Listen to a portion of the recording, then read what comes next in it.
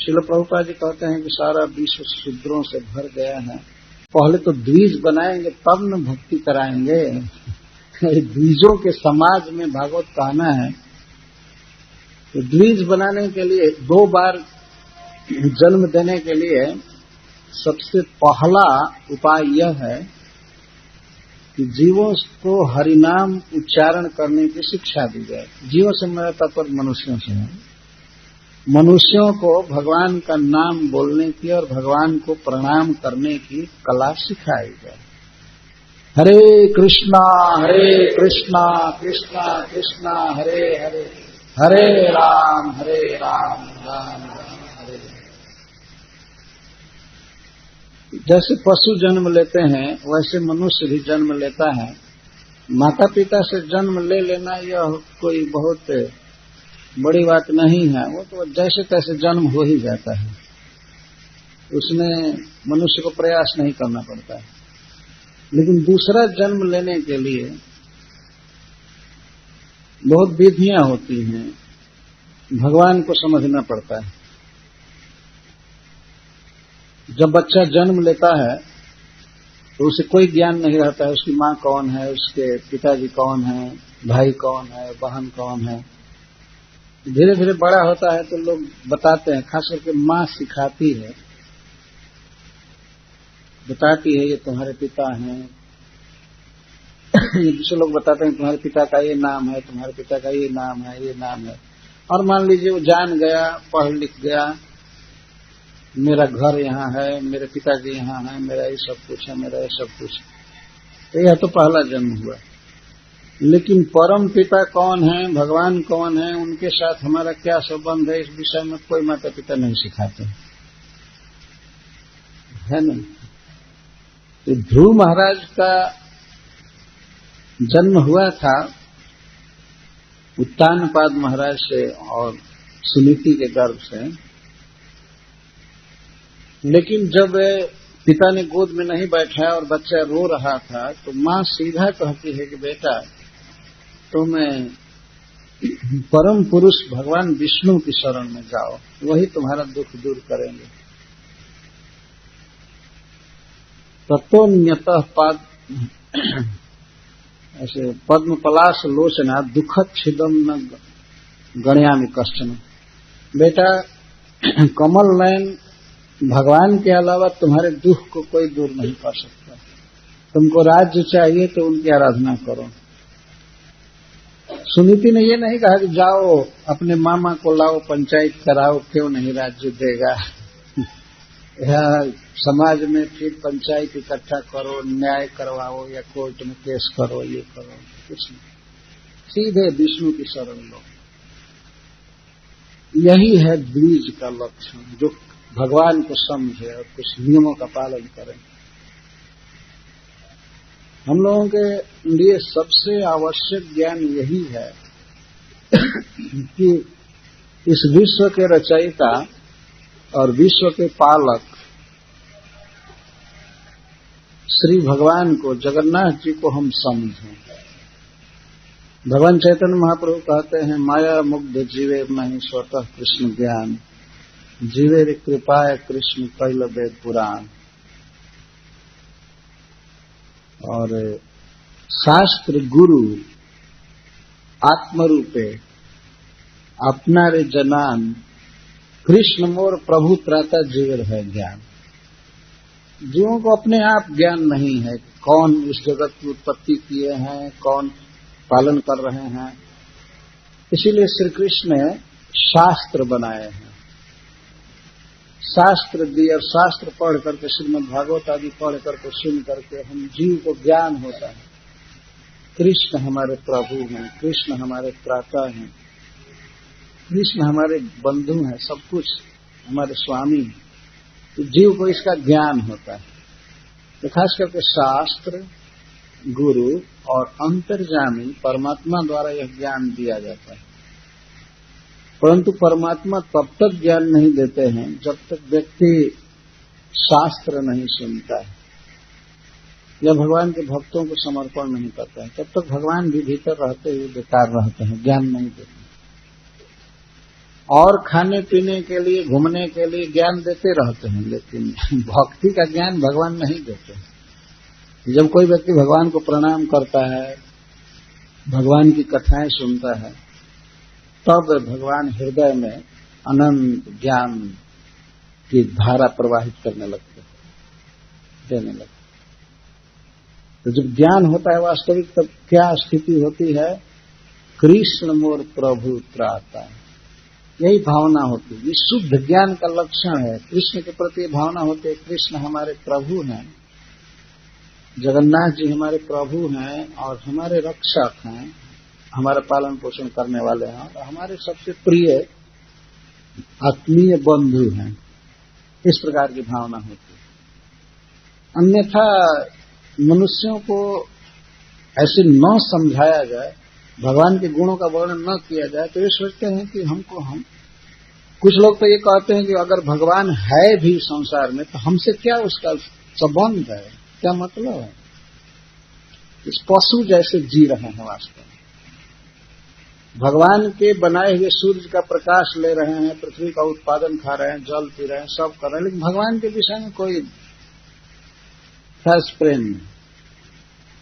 उससे लाख गुना ज्यादा अपने परिवार से प्रेम है, अपने लोगों से, अपने देह से। एक बार एक व्यक्ति तो ऐसे तर्क किया, कथा में कहा कि मान लेते हैं भगवान जगत की सृष्टि किए है, पालन कर रहे हैं, तो इससे क्या है? इससे कि हमको क्या जरूरत है कि हम उनके चक्कर में रहें? तो मैं कहा क्या आपत्ति है अगर भगवान की याद करेंगे? तो वो कहता है अगर भगवान की याद करेंगे तो हमेशा भय लगा रहेगा कि कोई गलती न हो जाए, वो दंड देगा, ये देगा, इसलिए आंख बंद करके ईश्वर को छोड़ दो और जो मन में आवे वो करो। ऐसा कह रहा है। मूर्खों का लक्षण। जब भगवान को याद करने पर तो आदमी कोई काम धंधा नहीं कर पाएगा, हमेशा डर बना रहेगा, देख रहा है ये पता।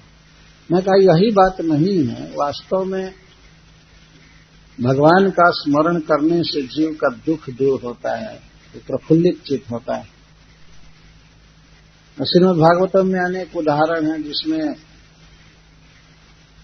दिखाया गया है कि लोग किस तरह श्री कृष्ण के प्रति भावना करते हैं। आपने सुना कटक में कंस क्या सोचता था? कंस की केवल यही भावना थी कि कृष्ण मोर शत्रु, कृष्ण मेरा दुश्मन है, शत्रु, यही भावना। हिरण्यकश्यप की भावना थी कृष्ण मेरे परिवार पर पड़ा हुआ है, मेरे भाई की हत्या किया है, हमारा सबसे बड़ा अहित, हमारा सबसे बड़ा शत्रु कृष्ण। बताए कितनी विपरीत चेतना। इससे और भी कई तरह के हुए, कुछ उदासीन होते हैं और कुछ तो निंदक भी होते हैं। लेकिन आज के समाज में लोग उदासीनता को बहुत अच्छा दर्जा देते हैं। कोई लोग कहते हैं, मान लीजिए हम कमाई करते हैं, खाते हैं, पीते हैं, जी रहे हैं और भगवान का भजन नहीं करते हैं, हम ईमानदार हैं, तो इसमें क्या गलती है? हम लोग बताते हैं कि बिना भगवान के भजन के, बिना कृष्ण के भक्ति के कोई ईमानदार ऑनेस्ट हो ही नहीं सकता है, बेईमान रहेगा। तो ईमान है ही नहीं। ईमान तो तब है जब हम न्याय देखें कि भाई भगवान ने हमारे लिए सब कुछ किया है तो हम भगवान को प्रणाम करें, भगवान की भक्ति करें, यही ईमान है। ये तो कोई बच्चा ऐसा कहे कि ठीक है माता पिता ने हमको जन्म दिया, पाल दिया, पोष दिया, लेकिन अब क्या जरूरत है उनसे, हम खाएंगे, पिएंगे, कमाएंगे, कुछ भी करेंगे, तो ये तो महा बेईमान का लक्षण हुआ नहीं।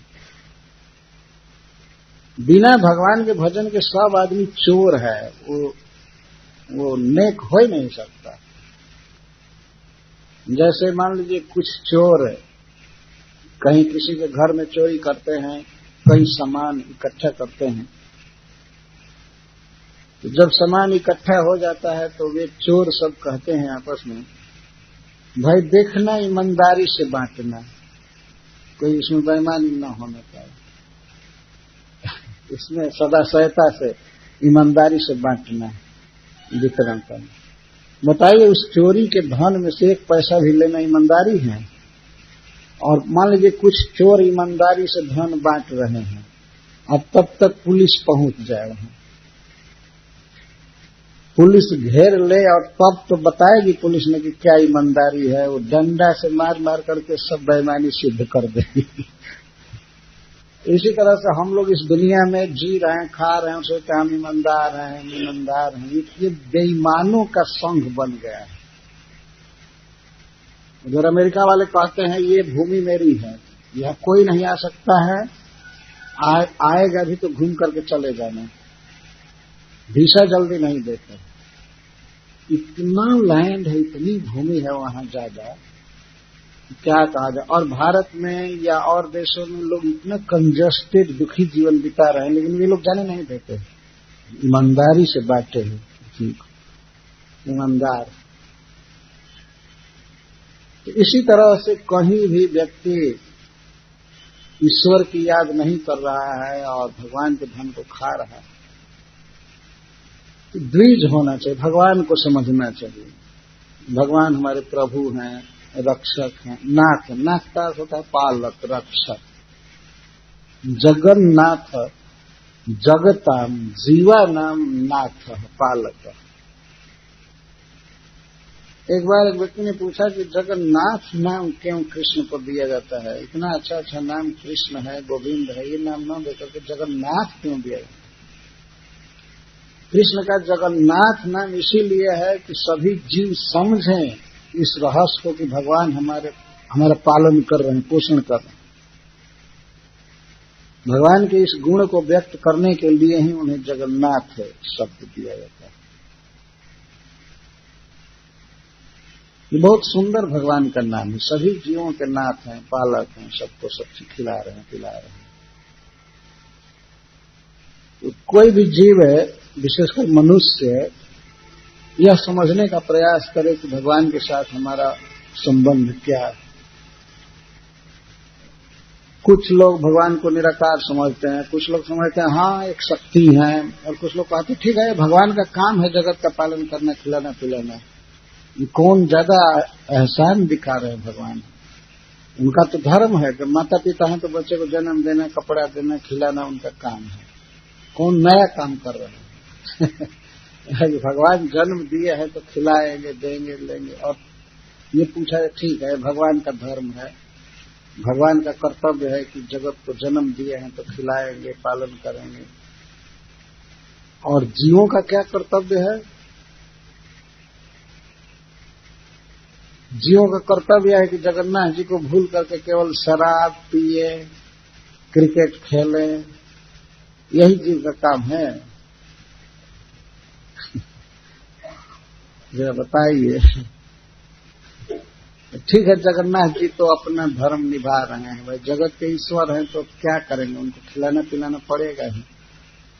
कोई उनको निराकार कहे चाहे उनकी कोई निंदा करे, फिर भी सबको पोसना उनको पड़ेगा ही, वो तो पोस ही रहे हैं।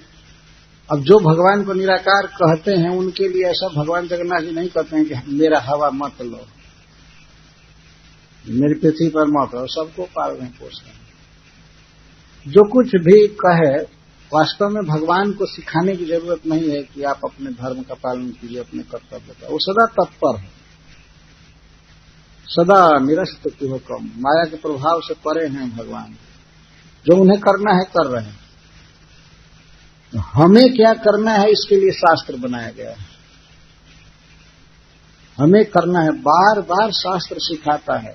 और खास करके कलयुग में जिनका जन्म हुआ है उनको शास्त्र कहता है, साधु कहते हैं कि बस 24 घंटे भगवान का नाम बोलते रहो। हरे कृष्णा कृष्णा कृष्णा हरे हरे, हरे राम राम राम हरे। जगन्नाथ जी स्वयं गौर सुंदर बनकर आए और बताए कि अगर चित्त को शुद्ध करना है तो महामंत्र का उच्चारण करना चाहिए, भगवान को प्रणाम करना चाहिए। इससे अंतःकरण धीरे धीरे शुद्ध हो जाता है, तब हम भगवान को समझने में सक्षम हो जाते हैं। अन्यथा भगवान को समझना बड़ा कठिन है। इसीलिए जब दीक्षा दी जाती है तो उस समय शिष्य यह दृढ़ संकल्प करता है कि आज से मैं जगन्नाथ जी का हो गया, कृष्ण का हो गया, और उसका जीवन चेंज हो जाता है। तो उस समय उसको द्विज कहा जाता है। तथा दीक्षा विधान है न द्विजत्वम जायते निर्णय। भगवान के नाम का आश्रय लेता है, भगवान को समझ जाता है, और कुछ विशिष्ट उत्तरदायित्व प्रारंभ होता है इसके जीवन में, जिसमें पहला और सबसे महत्वपूर्ण उत्तरदायित्व है भगवान के नाम का जप करना। एक निश्चित संख्या, कम से कम निश्चित संख्या। तो श्रील प्रभुपाद जी जब दीक्षा देते थे तो कहते थे, चांट एटलीस्ट 16 राउंड्स, 16 माला जप करो कम से। और वास्तव में दीक्षा में यही दिया जाता है, भगवान का नाम दिया जाता है, भगवान से संबंध बता करके। तो प्रतिदिन कथाएं चलती है मंदिरों में और भक्तों के सत्संग चलते हैं, उसके द्वारा हमें पता चलता है कि भगवान कृष्ण हमारे हैं। तब हम उनसे जुड़ना चाहते हैं। तो जोड़ने के लिए भगवान से हमारा जो संबंध है उसको सोशलाइज करने के लिए, समाजीकरण करने के लिए वैष्णव और गुरु की जरूरत है। वैष्णव जन भगवान के गुणों का वर्णन करते हैं और सुविधा देते हैं, मंदिर बनाते हैं, मंदिर बना करके भगवान के श्री विग्रह पर स्थापित करते हैं, पूजा पद्धति द्वारा सिखाते हैं, देखो ये तुम्हारे प्रभु हैं, तुम्हारे ईश्वर हैं, एक अवसर देते हैं। तो इस तरह से समस्त वैष्णव वृंद गुरु हैं। वो हमारा सहाय करते हैं कृष्ण को समझने में। पुस्तकें छापते हैं, पुस्तकें पढ़ करके हम लोग भगवान को समझते हैं, मंदिर में भगवान के श्री विग्रह को देख करके समझते हैं, कथाएं सुन करके समझते हैं, कीर्तन सुन करके समझते हैं। कई तरह से भगवान के भक्त अन्य जीवों की मदद करते हैं, सहायता करते हैं कृष्ण को समझने में। तो उन्हीं सहायकों में से एक गुरु भी सहायक होता है।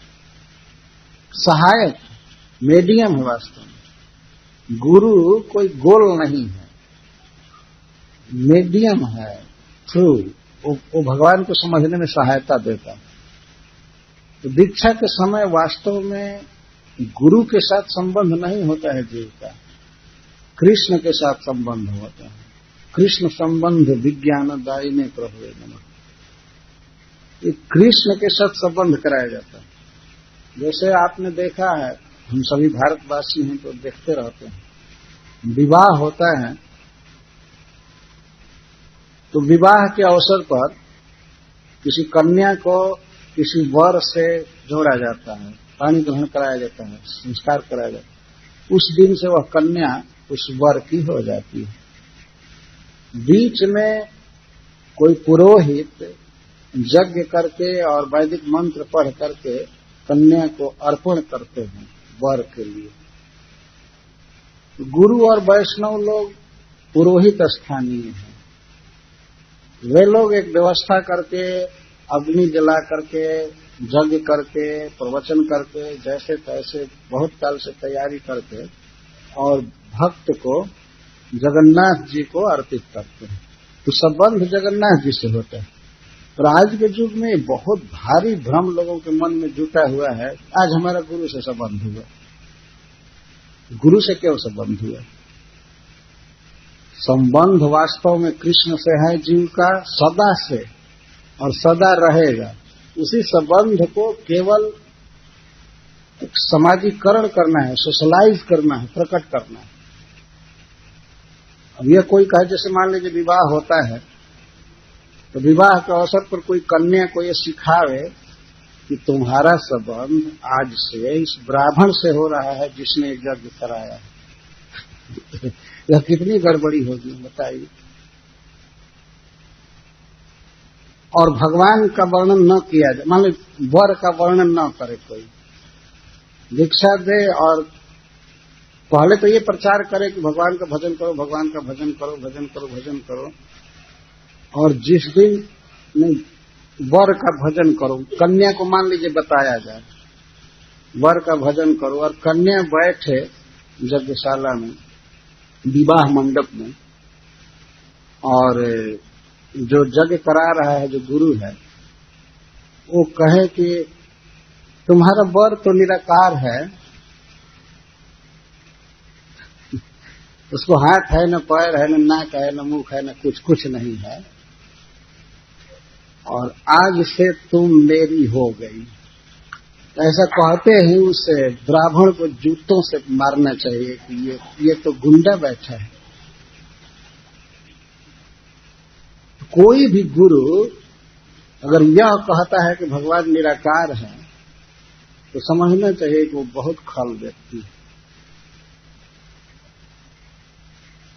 नॉन वैष्णव तो गुरु हो ही नहीं सकते हैं, वो भगवान का कोई वर्णन ही नहीं करते। और संबंध क्या कराते हैं, आप विश्वास कीजिए, देखी हुई बात मैं कहता हूं। कुछ मंत्र देते हैं, तो मंत्र देते हैं और उस अवसर पर उसके कुछ चेला खड़े रहते हैं और भगवान का कोई फोटो नहीं देते हैं, गुरु का फोटो रखे रहते हैं और वही देते हैं उसको। अब चूंकि भगवान तो निराकार हैं, तो भगवान के फोटो तो बनेंगे नहीं भगवान की क्या जरूरत है। तो ये तो खैर नन वैष्णवों की बात मैं कर रहा हूं, लेकिन वैष्णवों में भी बहुत अज्ञान है, भरा हुआ है, तथाकथित वैष्णवों। संबंध भगवान से हो रहा है, इस बात को समझना चाहिए। और भगवान से संबंध कराया जाए या न कराया जाए, वो तो नित्य संबंध है। जीव के तरफ से उसका साक्षात्कार करने की आवश्यकता है, उसको रियलाइज करने की आवश्यकता है। और दीक्षा तो उसी दिन प्रारंभ हो जाती है वास्तव में, जिस दिन कोई भक्त किसी व्यक्ति को बताता है कि कृष्ण का भजन करो, कृष्ण प्रभु हैं, कृष्ण त्राता हैं, कृष्ण बंधु हैं, सब कुछ हैं, कृष्ण सब कुछ कर रहे हैं। जिस दिन कोई किसी को सिखाता है, जॉब करने के लिए कहता है, वास्तव में दीक्षा उसी दिन प्रारंभ होती है। ये कोई आग जला करके और नाम बदल देना, कह देना दीक्षा हो, यही दीक्षा नहीं है। शास्त्र कहता है दीक्षा उसी दिन से उसकी चालू होती है। और पता नहीं कितने कितने भक्तों का उपकार उस व्यक्ति के पास है। किसी ने कृष्ण के बारे में कुछ बताया, किसी ने कुछ बताया, किसी ने कुछ बताया, इस तरह से धीरे धीरे धीरे धीरे धीरे धीरे वह कृष्ण से जुड़ जाता है, संयुक्त होता है और उसका जीवन धन्य होता है। वास्तव में जो दीक्षा की जाती है वह तो एक सर्टिफिकेट जैसा है कि कृष्ण के साथ तुम्हारा संबंध हो गया। नहीं तो वो तो संबंध बहुत काल से, जैसे स्कूल में लड़के पढ़ते हैं और पास हो जाते हैं, उनको सर्टिफिकेट मिलता है, लेकिन कई साल की पढ़ाई का वो फल होता है। ऐसा नहीं कि कुछ पढ़े नहीं और आकर के परीक्षा में बैठ जाए और सर्टिफिकेट मिल जाएगा, नहीं। बहुत वर्षों की पढ़ाई का फल होता है, तो बहुत काल के अभ्यास का फल होता है। धीरे धीरे व्यक्ति में कृष्ण ज्ञान का उदय होता है, कृष्ण को समझता है। हाँ, अगर सोशलाइज न किया जाए उस संबंध को, तो व्यक्ति पर उतना असर नहीं होता, प्रभाव नहीं पड़ता। जैसे मान लीजिए कोई कन्या किसी वर को वर्ण कर ली है, पति मान चुकी है मन ही मन,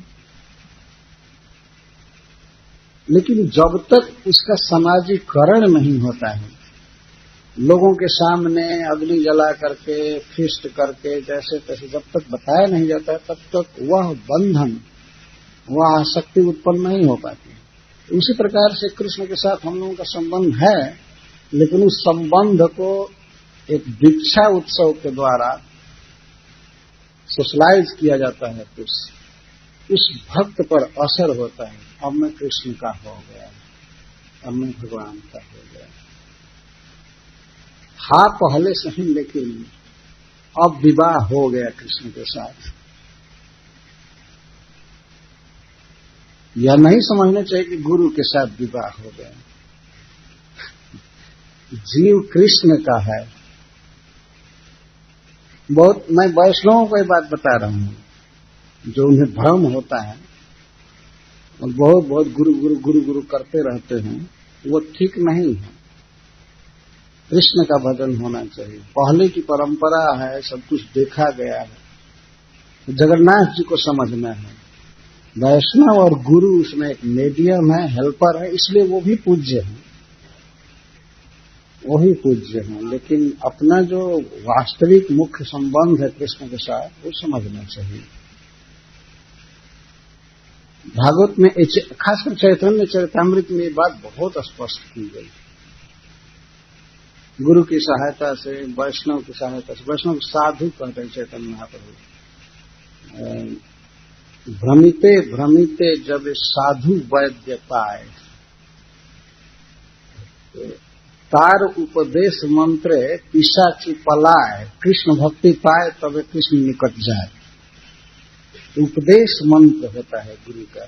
गुरु से तात्पर्य कोई भी वैष्णव उपदेश करता है, गीता का श्लोक, भागवत का श्लोक बोलता है, कहता है, तो उसके उपदेश से बात समझ में आ जाती है, कृष्ण हमारे प्रभु हैं, त्राता हैं। ये जो माया है, अज्ञान है, ये पिशाची चली जाती है। उस जीव में भक्ति आती है, श्रवणम कीर्तनम विष्णु स्मरणम पाद सेवनम इत्यादि, तब वह कृष्ण के पास चला जाए। कृष्ण भक्ति पाए तब ये कृष्ण निकट जाए। तो हम सबको चाहिए कि हम भगवान कृष्ण के विषय में सुने, कहें। प्रायः भक्तों को देखा जाता है कि 24 घंटा में अगर एक टाइम कथा में बैठ जाएं, सवेरे भागवत सुन ले, तो सोचते हैं कि अब 24 घंटे की कोई जरूरत नहीं सुनने। लेकिन कम से कम मैत्रेय जी कहते हैं 2 टाइम 2 समय, प्रातः सायं। क्यों 24 घंटे की दूरी रखेंगे? उसको काटकर 12 घंटे की दूरी करनी चाहिए। बीच में 12 घंटा खंडित होना चाहिए, मतलब 12 घंटे सुने, सवेरे भागवत सुने, फिर शाम को सुने, पढ़ें। सकार से 24 घंटे पढ़ना चाहिए, सुनना चाहिए, तब भगवान में प्रीति होती है। तो विशेष करके उन भक्तों को जिनकी आज दीक्षा हो रही है, जितना जल्दी से जल्दी भागवत को ग्रहण करना है, पढ़ना है, भक्तों की संगति में भक्ता है, जिससे शिष्य भक्ति में बढ़े, उसका हित हो। लेकिन कभी कभी शिष्य गुरु के इस आदेश को समझ नहीं पाते हैं, तो अवज्ञा कर देते हैं, नहीं ये ठीक नहीं है, ये ठीक नहीं है, ठीक नहीं। गुरु की अवज्ञा नहीं करनी चाहिए, उसके आदेशों का पालन करना चाहिए। और गुरु में भी कुछ मर्त्य धर्म रहेगा ही, मनुष्य है इसलिए मनुष्यत्व तो कुछ रहेगा। और